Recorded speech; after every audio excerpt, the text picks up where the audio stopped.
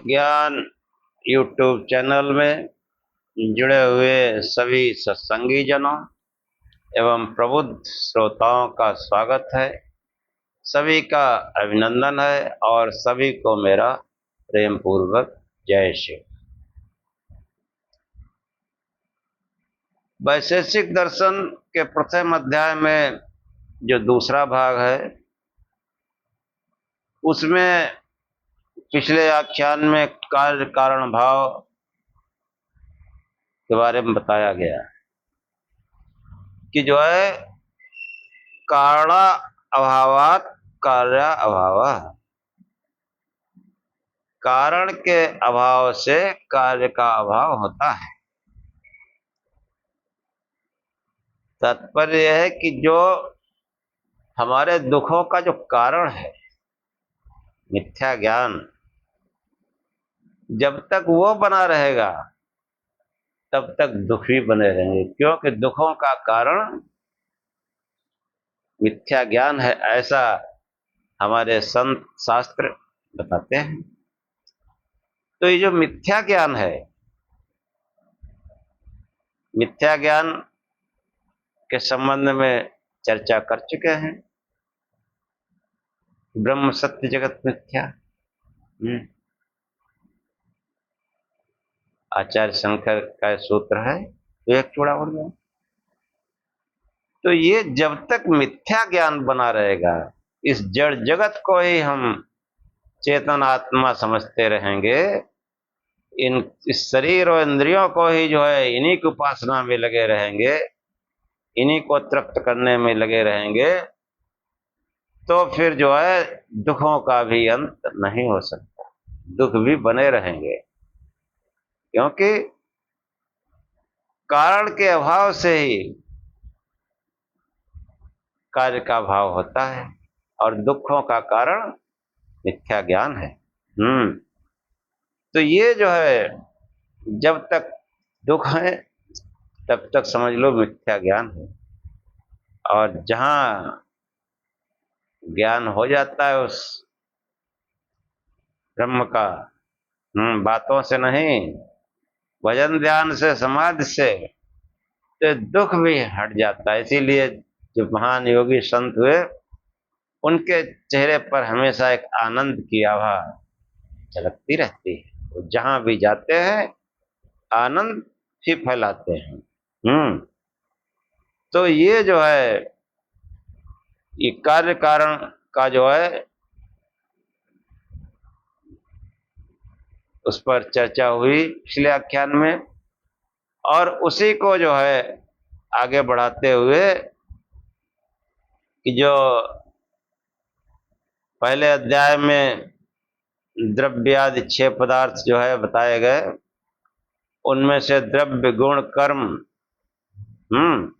इन पदार्थों के लक्षण बताए गए। अब जो है क्रमानुसार जो है अब सामान्य विशेष का था उसमें, तो अब सामान्य का जो है लक्षण बताते हुए आज की चर्चा प्रारंभ करेंगे। तो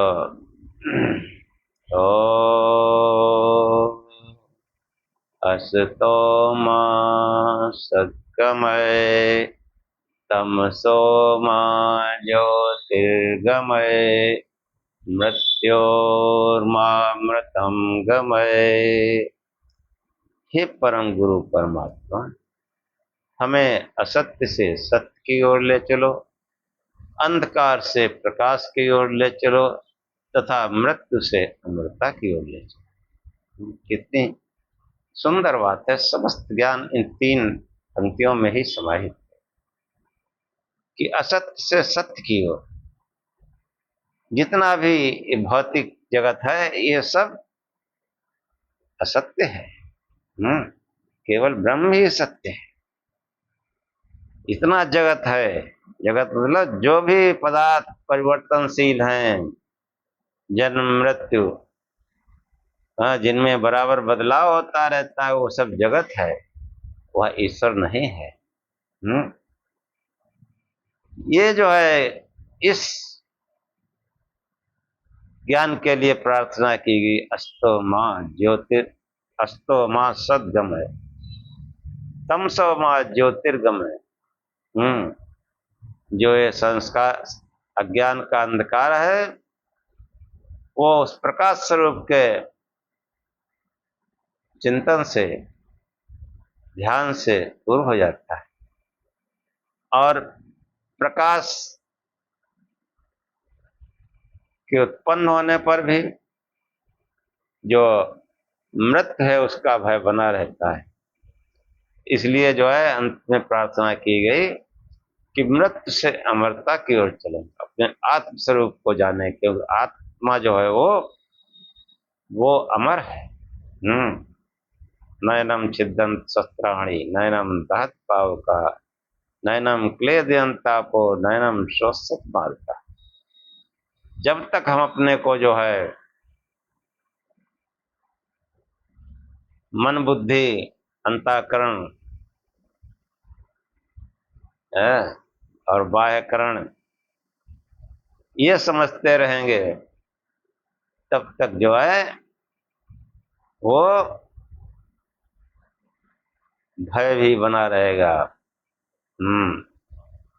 और सब कुछ समझने के अनंतर भी मृत्यु का भय बना रहता है। इसलिए जब ठीक ठीक कोई आत्म साक्षात्कार कर लेता है समाधि जन्म, तब वो मृत्यु भय से दूर हो जाता है। बाकी तो बातें बनाते हैं, बातें बनाते हैं। तो इसके जो अनंत जो सामान्य के लक्षण जो मार्क्स ने बताया, तो कहते हैं कि सामान्यम विशेष इति बुद्धक्षेपेक्षम, कि सामान्य और विशेष ऐसा बुद्ध की अपेक्षा से है। बुद्धि, बुद्धि पद का अर्थ है ज्ञान। हाँ, ज्ञान एक सामान्य ज्ञान होता है, एक विशेष ज्ञान होता है। तो बुद्धि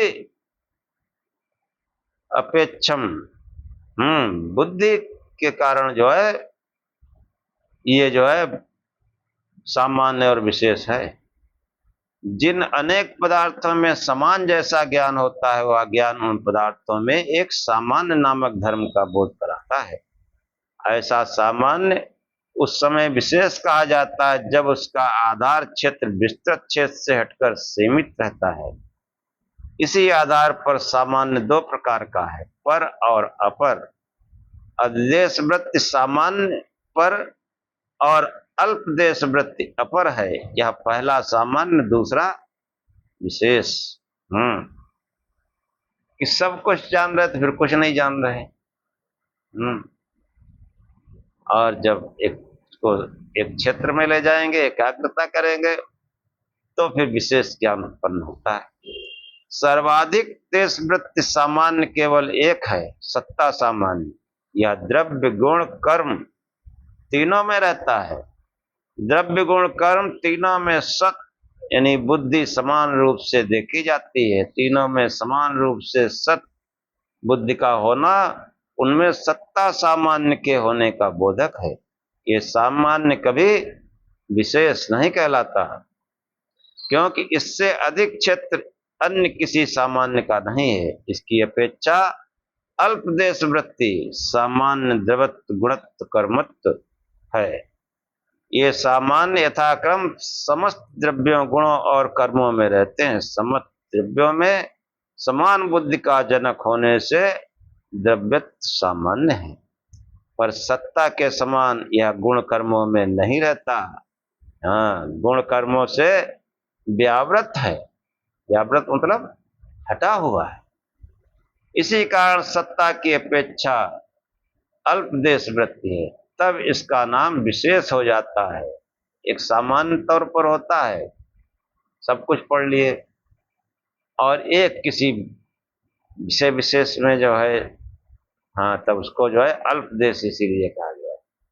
इस प्रकार द्रव्यत्व सामान्य विशेष है, ऐसे ही गुणत्व और कर्मत्व का भी सामान्य विशेष है। कि सत्ता केवल पर सामान्य है, द्रव्य आदि तीनों सामान्य पर अपर दोनों हैं। सत्ता की अपेक्षा द्रव्य अपर सामान्य है। पृथ्वी पृथ्वीत्व जलत्व आदि की अपेक्षा पर है। इसी प्रकार गुणत्व और कर्मत्व सत्ता की अपेक्षा अपर सामान्य है। और गंधत्व रसत्व आदि एवं उत्क्षेपण अपक्षेपण आदि जो है रचना पर है। वो तो सामान्य है, और जो इनमें क्रियाएं होती हैं, इनके जो गुण विशेष हैं, गंध रस और मतलब जो है कर्म, मतलब उत्क्षेपण अवक्षेपण, कोई चीज फेंकी जाए, किसी को गति प्रदान की जाए, ये जो है पर है। सामान्य को दार्शनिक व्यवहार में जाति कहा जाता है। सामान्य लक्षण केवल बुद्धि है, चाहे वह सामान्य रूप से कहा जाए अथवा विशेष रूप में। सूत्र में बुद्धि अपेक्षम पद का अर्थ है बुद्धि है, अपेक्षा लक्षण चिन्ह जिसका ऐसा सामान्य होता है। सामान्य विशेष इति बुद्धयपेक्षम, कि सामान्य का बोधक है बुद्धि। पृथ्वी आदि अनेक में द्रव्य है, यह जो है एक बुद्धि है, द्रव्य है, यह बुद्धि सामान्य है। इसी को जब कहा जाता है कि ये गुण नहीं है, कर्म नहीं है, तब यह बुद्धि विशेष का बोधक है। इसी को अन्य शब्दों में कहा जाता है अनुव्रत बुद्धि। सामान्य और व्यावृत बुद्धि विशेष का प्रयोजक है। एक ही द्रव्यत्व धर्मत्व समस्त द्रव्यों में समान बुद्धि का प्रयोजक है, और यही धर्म द्रव्यों को गुणाद से हटाकर पृथक रखता है। इस रूप में द्रव्यत्व सामान्य विशेष उभयात्मक है। अब जो है ये सामान्य दो प्रकार का बताया, पर और अपर। क्या कोई सामान्य केवल पर होता है, और वह कौन सा है? तो आचार्य इसका समाधान करते हुए कहते हैं कि भावोनुवृत्तेरेव हेतुत्वात् सामान्यमेव। भावो मतलब सत्ता, सत्ता अनुवृत्ति का ही हेतु होने से सामान्य केवल सामान्य है। सत्ता केवल सामान्य अर्थात केवल पर जाती है, क्योंकि वह अनुवृत्ति का हेतु होती है, व्यावृत का जो है नहीं। व्यावृत मतलब हटा हुआ। तो ये जो है सामान्य जो है वो पर जाती है, यानी क्योंकि वह अनुवृत्ति का हेतु होती है। वो वस्तु से हटती नहीं है। गुण द्रव्य गुण कर्म इन तीनों में सद्बुद्धि समान रूप से होती है, इसलिए सत्ता केवल सामान्य अथवा पर जाति कही जाती है। यदि कोई आशंका करे कि द्रव्य गुण कर्म में समान बुद्धि होने से जैसे सत्ता सामान्य है, वैसे द्रव्य आदि तीनों को सामान्य विशेष समवाय से व्यावृत करने के कारण इसे विशेष माना जाना चाहिए। व्यावृत कर्म को सबको हटा के, ऐसी आशंका युक्त नहीं है। कारण यह है कि सामान्य विशेष समवाय इन पदार्थों में जात नहीं रहती। जात केवल द्रव्य गुण कर्म इन तीन पदार्थों में संवेद रहती है। ऐसे कोई जात रूप धर्म नहीं है जो 6 पदार्थों में संवेद रहता हो। जो 6 पदार्थ आएंगे उनमें जो है कोई सब रहता हो, सब कुछ। हाँ जाति है। अब जाति को लोग जाति बिरादरी समझते हैं। यहाँ जाति मतलब गुणों के धर्म, पदार्थों के धर्म है। यहाँ जाति जो है वो शर्मा वर्मा, मत ले लेना। यहाँ जो है जाति मतलब ये जो है जो गुणों के सामान्य धर्म है, उनका मतलब है जात से। ये जो है सामान्य धर्म सभी में संवेद रहते हैं, तो सभी जो है वो एक जाति कहलाती है। तो ये जो है, जो 6 पदार्थों में संवेत रहता है और जिसकी अवान्तर जाति अथवा पर जाति अल्प देश वृत्ति होने के कारण सत्ता को माना जाए।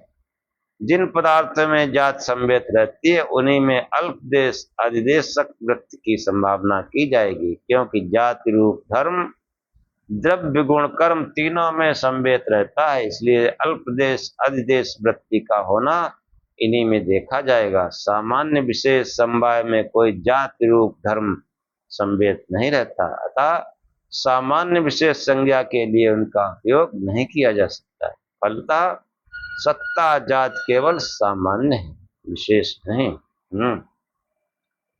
कि जो है ऐसे सामान्य धर्म कौन से हैं जिनको विशेष भी कहा जाता है?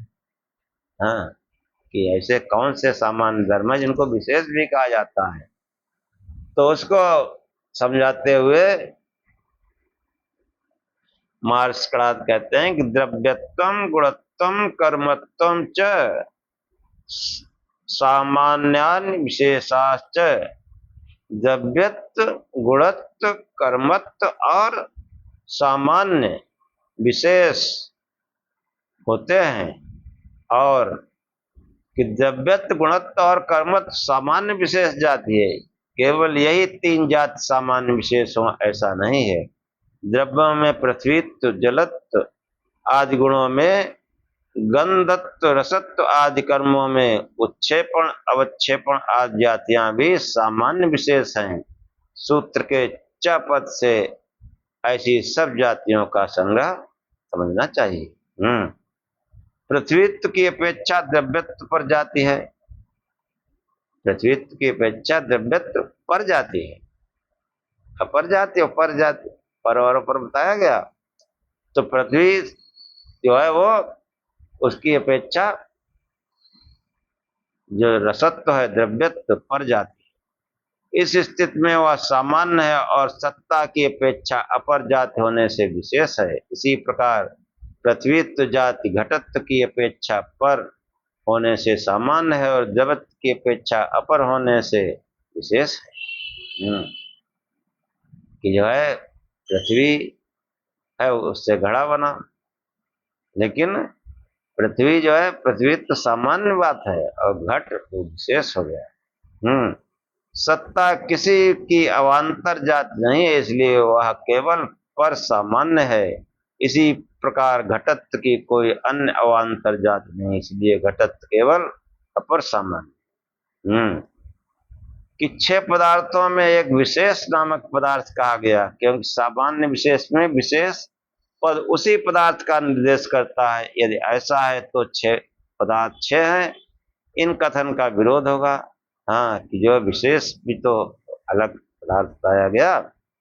तो विशेष को समझाते हुए मार्क्सवादी कहते हैं कि अन्यत्रान्त्योभ्यो विशेषेभ्य, अन्यत्र अन्य में है यह विशेष, अंतेभ्य अंत में रहने वाले विशेषों से। 6 पदार्थों में जिस विशेष नामक पदार्थ की गणना की गई वे विशेष पदार्थ केवल नित्य परमाणुओं में रहते हैं, नित्य परमाणुओं में रहते हैं। कार्य परंपरा का यहाँ अंत हो जाना है, वे परमाणु हों।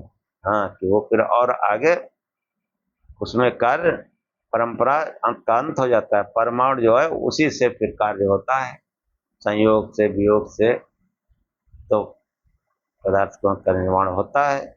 तो परमाणु जो है वो नित्य द्रव्य है, वे किसी का कार्य नहीं। परमाणु जो है वो किसी का कार्य नहीं है। कार्य द्रव्य प्रत्येक अन्य कार्य द्रव्य से भिन्न होता है, क्योंकि उनके कारण द्रव्य एक दूसरे से भिन्न हैं।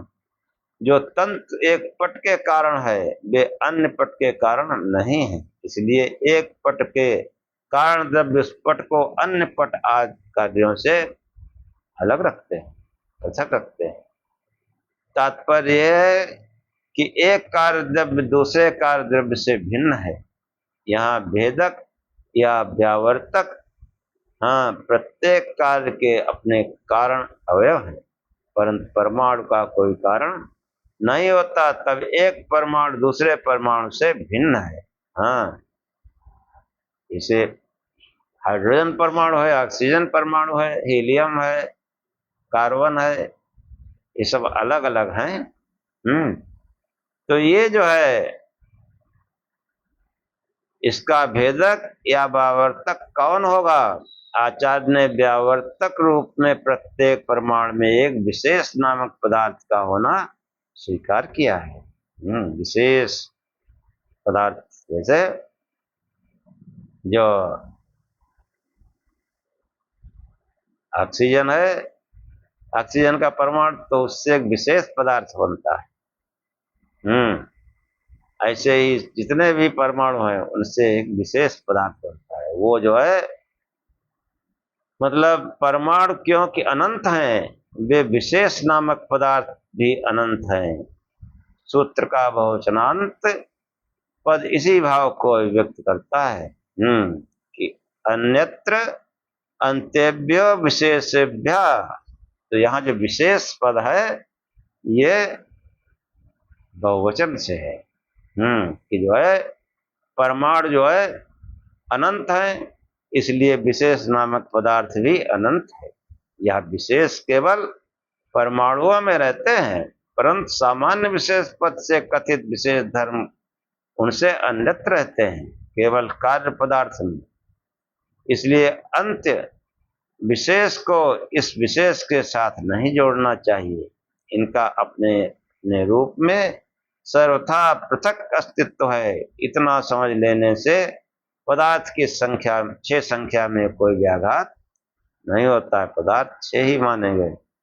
हाँ, कि अब शिष्य आगे जिज्ञासा करता है कि सत इति ये तो द्रव्य गुण कर्म सा सत्ता, कि सत यह अथवा इस रूप में जिसे ज्ञान होता है, द्रव्य गुण और कर्मों में वह सत्ता सामान्य है। द्रव्य गुण कर्म इन तीनों में जिससे यह ज्ञान होता है कि ये सत है, वह धर्म सत्ता सामान्य कहा जाता है। तात्पर्य हुआ कि द्रव्यादि तीनों पदार्थों में सत प्रतीत का कारण सत्ता है। सत्ता सामान्य इन तीनों पदार्थों में संवेद है। इसी कारण सत द्रव्यम सद्गुणम सत्कर्म इत्यादि ज्ञान हो पाता है। यही सत्ता का लक्षण स्वरूप है। द्रव्यादि तीनों पदार्थ के विषय में यह सत है, यह सत है, इस प्रकार का अनुव्रत प्रत्यय और ऐसा ही व्यवहार सत्या सामान्य के स्वीकार किए जाने के में प्रमाण है। हाँ, कि सत्ता बारे में प्रमाण है कि द्रव्य आदि तीनों पदार्थों से पृथक सत्ता का अनुभव नहीं होता। गोत्र अथवा अश्वत्थ गौओं अथवा अश्वों के अतिरिक्त कुछ नहीं दिखता, तब इसे द्रव्यादि रूप ही क्यों न मान लिया जाए। सूत्र का जो है समाधान करते हुए कहते हैं मार्षकड़ाद कि द्रव्य गुण कर्म भ्योन अर्थांतरम सत्ता है। द्रव्य गुण और कर्मों से अतिरिक्त अर्थ है सत्ता सामान्य। कि जो सत्ता है, सत्ता सामान्य द्रव्य आदि रूप न होकर उनके संवेद रहता हुआ उनसे अतिरिक्त पदार्थ है। द्रव्यादि तीनों पदार्थ द्रव्य गुण कर्म में अनुगत नहीं है। द्रव्य कर्म गुण नहीं, द्रव्य गुण कर्म नहीं, द्रव्य गुण गुण नहीं। हाँ, परंतु सत्ता तीनों में अनुगत देखी जाती है। इससे सिद्ध होता है कि सत्ता इन तीनों से भिन्न है। इस तात्पर्य को अभिव्यक्त करने के लिए सूत्रकार ने अर्थांतर पढ़ा कि द्रव्य गुण कर्म अभ्यो अर्थांतर सत्ता, कि जो है अर्थ का पद वैशेषिक में पारिभाषिक है। इस पद से केवल द्रव्य गुण कर्म इन तीन का बोध होता है। अंतर पद का तात्पर्य है भेद। अंतर मतलब भेद। सारांश हुआ अर्थों से अर्थात द्रव्य गुण कर्म इन तीनों से सत्ता का भेद है। शंका की जा सकती है कि स्वयं सूत्रकार ने 6 पदार्थों का उल्लेख किया, फिर अर्थ पद को केवल द्रव्यादि 3 में परिभाषित कर देना क्या परस्पर विरोध का द्योतक नहीं है? 6 की बात नहीं की, कहने की बात की। हाँ, गंभीरता से विचार करने पर जो है ज्ञात होता है कि सूत्रकार के इस कथन में कोई विरोध नहीं है। कारण यह है कि जहाँ सूत्रकार ने अर्थ पद को द्रव्यात 3 में परिभाषित किया है, वहाँ अर्थ पद से सूत्रकार का तात्पर्य वस्तु तत्व से है। समस्त वस्तु तत्व का समावेश द्रव्य गुण कर्म 3 में सीमित है। जहाँ 6 पदार्थों का उल्लेख है, वहाँ पदार्थ पद केवल वाच्य या अविधेय को कहता है। ये आवश्यक नहीं कि वो वाच्य वस्तु का भी हो। यह स्पष्ट है, सामान्य विशेष समवाय वस्तु तत्व नहीं है। यद्यपि पद से वाच्य अथवा अविधेय है, वस्तु तत्व का तात्पर्य किसी आकार विशेष अवयव सन्निवेश में अथवा किसी नियत विशेष स्थिति में अथवा क्रिया रूप में किसी का अभिव्यक्त होता है। यह अवस्था सामान्य आदि में नहीं, ये केवल पद में वाच्य है, वस्तु तत्व में नहीं। ऐसे ही अभिप्राय के आधार पर कतिपय व्याख्याकार आचार्य ने पदार्थ का जो है प्रमित विषय पदार्थ किया है, जिससे द्रव्यादि 6 पदार्थों का संदेश हो जाता है। कि द्रव्य गुण कर्म और सत्ता आदि सामान्य की अपनी स्थिति भी स्पष्ट करती है। सत्ता सामान्य द्रव्यादि 3 से भिन्न है। सत्ता, हाँ सत्ता, तो सत्ता किसकी है? सत्ता तो प्राणों की है। प्राण ही मुख्य सत्ता है। और प्राण का अगर कोई साकार रूप देखना है तो ये सूरज है। सूरज है, महाप्राण समझो। और इसी प्राण से जो है समस्त जगत बना है। समस्त जगत की जो मूल सत्ता है, वो आधारभूत सत्ता प्राण है। ये इस बात को समझना चाहिए। प्राणों की ही साधना की जाती है। प्राण ही सर्व पूज्य है, प्राण ही उपासनीय है। प्राण का ही सब आदर करते हैं। ये बात हमको समझनी चाहिए। और जो प्राणों को सुनते हैं, वे जो है समस्त जगत के प्राण हो जाते हैं। एक वेद मंत्र आया, यथा प्राण बलहत्तुभ्यम सर्वा प्रजा इमान। और मतलब कि जो है जो प्राणों की जो महिमा यहाँ बताई गई, यथा प्राण बलहत्तुभ्यम सर्वा इमा प्रजा हरान।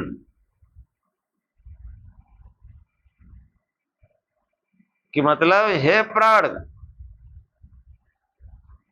तुम ही सर्व पूज्य हो।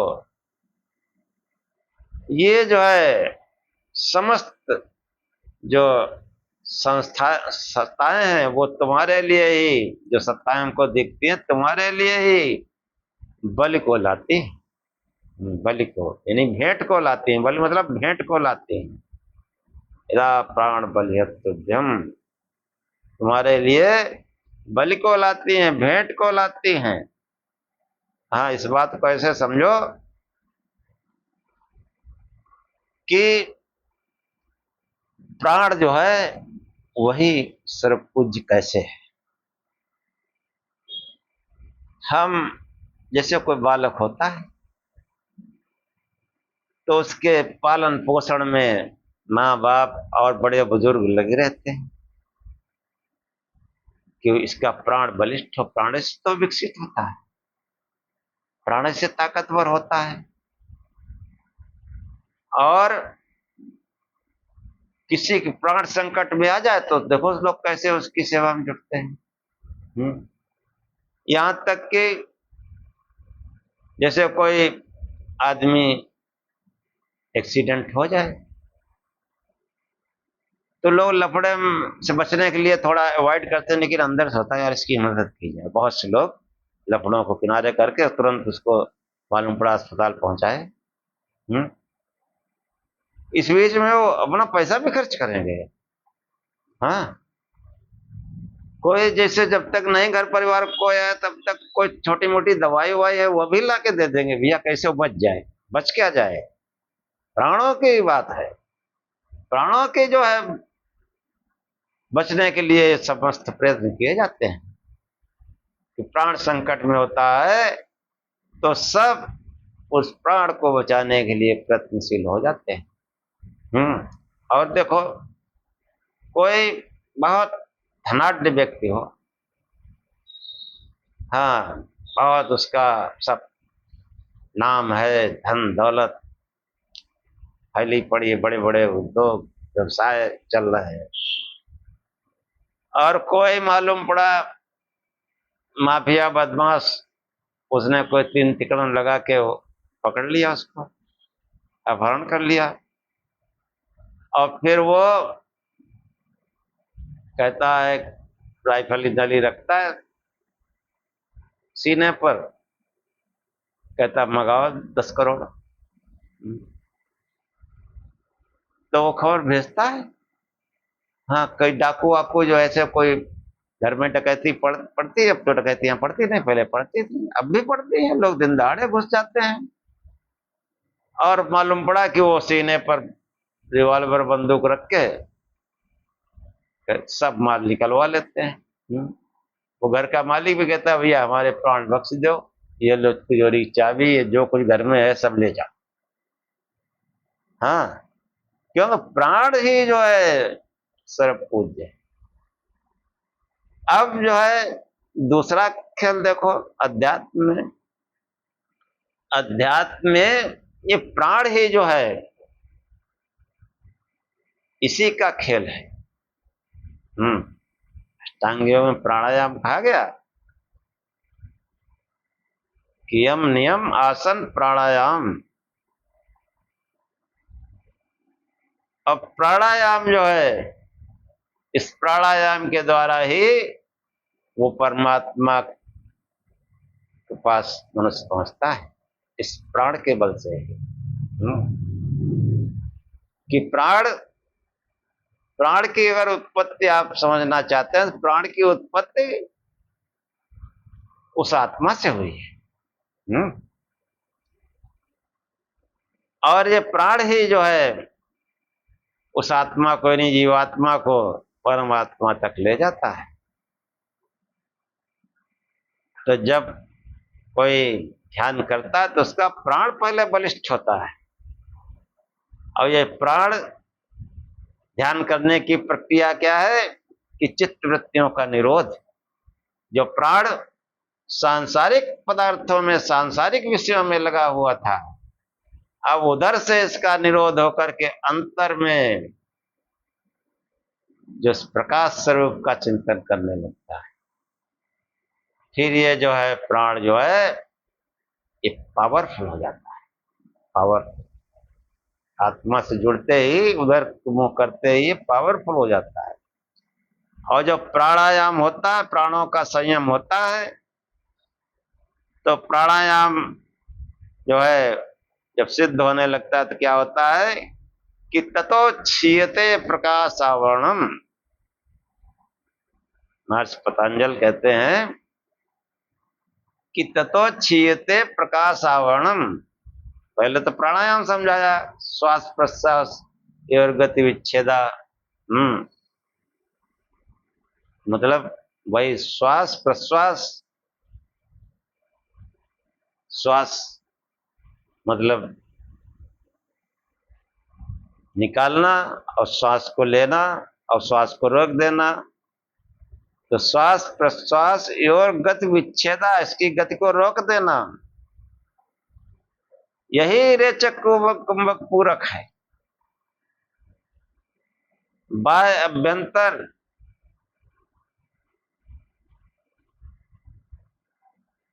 स्तंभक वृत्ति, हाँ, ऐसे करके समझाया गया।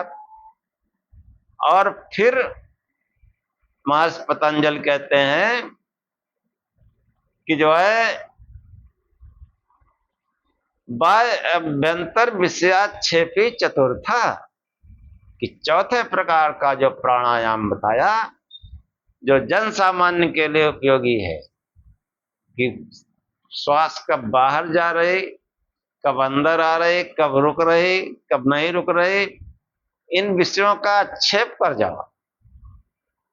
कि आसन के बाद में प्राणायाम आता है, आसन बैठ जाओ और ये मत सोचो कि सांस बाहर जा रही कि अंदर जा रही, क्या हो रहा, कोई मतलब नहीं।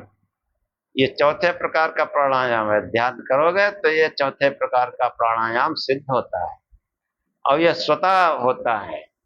ये रेचक पूरक कुंभक करने से, नाक दबाने से, हाँ, कोई ट्रेंड व्यक्ति न हो तो फिर वो बड़ा फायदा नुकसान कर जाता है। और जिनका हम लोग दूषित वातावरण में रहते हैं, जो नितांत शुद्ध हैं, तो वैसा तो वातावरण है नहीं, और नितांत शुद्ध होने पर भी किसी एक्सपर्ट के अंडर बैठे, अब एक्सपर्ट कहाँ मिलेगा। तो वो हमको जो है सिर्फ हमारे जो ऋषियों ने बताया कि बाह्य अभ्यंतर विषयाक्षेपी चतुर्था, सीधे आसन मार के बैठ जाओ रीढ़ सीधी करके, बाह्य अभ्यंतर किसी विषय को बस सोचो कहाँ जा रही कहाँ नहीं, तो फिर ये प्राण जो है वो सिद्ध होने लगता है। सिद्ध होते ही क्या होता है, ततो क्षीयते प्रकाश आवरणम, ये जो प्रकाश पर जो अंधकार का आवरण है, जो भौतिक पदार्थों का जो आवरण है, जो विद्या का आवरण है, ये क्षीण होने लगता है, क्षीण हो जाता है। और प्रकाश का आवरण क्षीण होने से ही पर ही तुरंत प्रकाश दिखाई पड़ता है। प्रकाश को जो आवरण था, जो पर्दा था, वो फटने लगा, क्षीण होने लगा, तो प्रकाश आएगा। अब वो प्रकाश जहां आया, समझ लो अब साधना शुरू। वो प्रकाश का आना वही कुंडलिनी का जागरण है। ये तमाम जो कुंडली उंडली पाखंड बनाए घूमते हैं, ये कुंडली जागरण कोई नहीं। कुंडली जागरण होगा तो आपके ध्यान में, यहाँ आज्ञा चक्र में आपको एक चमक दिखाई पड़ेगी, चमक, कोई प्रकाश, चाहे बिजली जैसा हो, चाहे कोई टॉर्च जैसा हो, कोई हेडलाइट किसी गाड़ी की हो, ऐसा दिखेगा। और ये प्राण की सत्ता, अब ये उन्नत हुआ, फिर ये जो है सब लोगों की यात्रा कराता है। भू भुआ महाजना तपा सत्यम, इन सब लोगों में ले जाता है प्राण।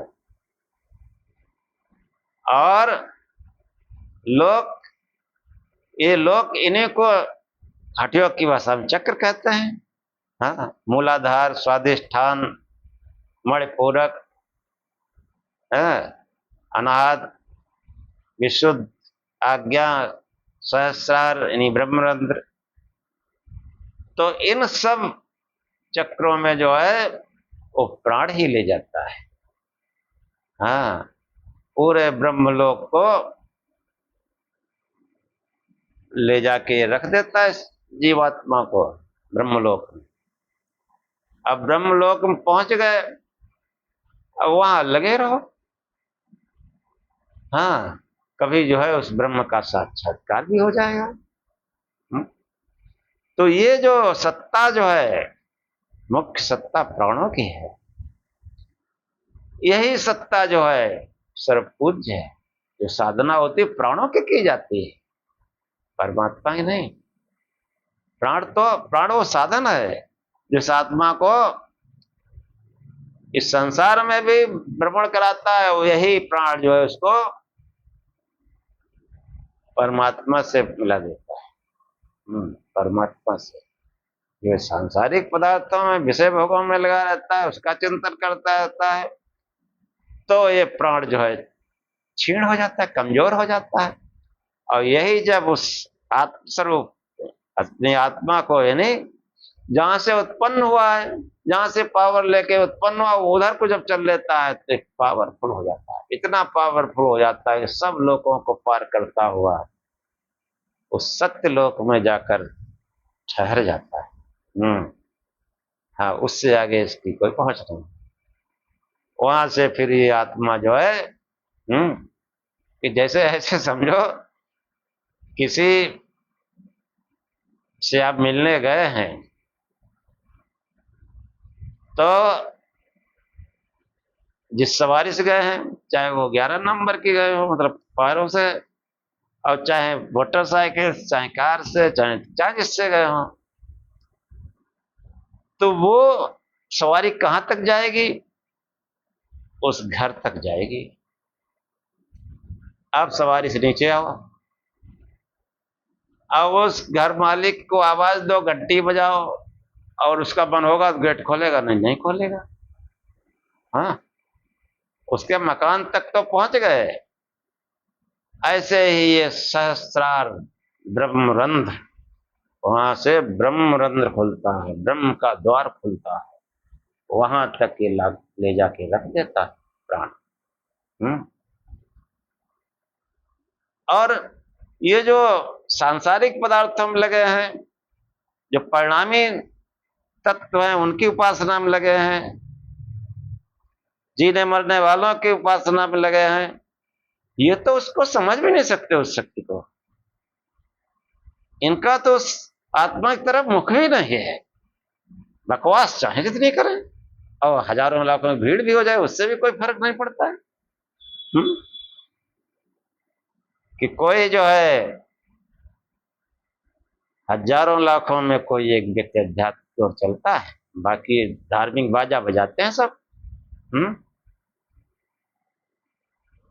उसी माया में फंसे हुए हैं, उसी में मिट जाते हैं। कबीर का जो है एक दोहा है कि माया दीपक नर पतंग भ्रम भ्रम विवय पड़म, कहा कबीर गुर ज्ञान से एक आत्मा। हाँ, उस आत्मा रूपी गुरु के ज्ञान से कोई एक आध उभरता है, एक आध। हाँ, चाहता ही नहीं है। ये तो किसी संत की दया से, किसी महापुरुष की दया से ऐसा होता है। और वो इतना पावरफुल होता है, उसकी दया से तुरंत जो है ये प्राणायाम हो सकता है, तुरंत चमक आ सकती है। पहले बता चुके हैं। तो मुख्य सत्ता प्राणों की है, और इस प्राण की सत्ता की हमको उपासना करनी है, ध्यान करना। इसलिए शिव शिव जपो, वो प्राणपति है जो दिखाई नहीं देता, तुम हो एक अगोचर सबके प्राणपति। किस विध मिलो दया में तुमसे मैं कुमति, कि प्राण का पति कोई और है, हम पर बहुत सवार है। जब मनुष्यों की पूजा करते हैं, तमाम महापुरुषों की उपासना करते हैं, वेद विरुद्ध कार्य करते हैं, तो दिशा ही गलत है, और हम जानना भी नहीं कुछ चाहते हैं। खाली हमको प्रदर्शन करना है कि हम जो है किसी आध्यात्मिक उसमें नाम लिखा लें, अब पढ़े लिखे हैं तो कुछ उल्टी सीधी गप्पे हाँके। कोई भी वक्ता वेदांत पर चर्चा नहीं करता, पुराणों को लेकर के बस गप्पे हाँकते हैं, किस्सा कहानी कुछ अपने और मनगढ़ंत और भी जोड़ देते हैं। हाँ, विशुद्ध वेदांत, हाँ, कि धर्म कैसा है, कड़ात कहते हैं कि तद्वचनात् आमनायस्य प्रमाणम, कि धर्म जो है उसके कथन में वेद प्रमाण है, वेद विरुद्ध कोई बात जो है वो धर्म नहीं है। हाँ, वेदों में जो बातें हैं वही धर्म है। उधर जो है बड़े बड़े विद्वान उधर जाते ही नहीं। हाँ, उनको भी तारीफ पाना है, पैसा पाना है, बस उसी में लगे। पैसा मतलब पूरी तरह संसार में अनुरक्त है। अध्यात्म का कहीं कोसों लेना देना नहीं, कोसों दूर। इसलिए जो है इन आख्यानों को मनोयोग से सुने। कोई प्रश्न हो तो कमेंट किया करें। और इसी के साथ आज का आख्यान समाप्त करते हैं। खूब शिव शिव को प्रकाश से रूप से ध्यान करो, और कुछ नहीं करना है। एक शंकर भगवान की फोटो लगा लो अपने पूजा स्थल में।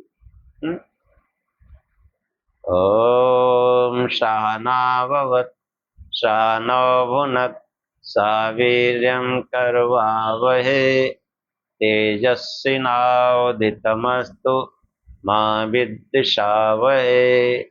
ओम शांति शांति शांति। हे परमात्मा, हम दोनों श्रोता और वक्ता की साथ साथ रक्षा करें, साथ साथ पालना करें। हम दोनों साथ साथ बल को बढ़ावे, पुरुषार्थ करें। हमारा पढ़ा पढ़ाया एक साथ तेजस्ता को प्राप्त करे, हम आपस में द्वेष न करें। हे परमात्मा, हम दोनों को त्रिविध शांति प्राप्त हो। तीनों प्रकार के दैहिक दैविक भौतिक कष्ट हमारे जीवन में न आए। ओम शांति शांति शांति। जय श्री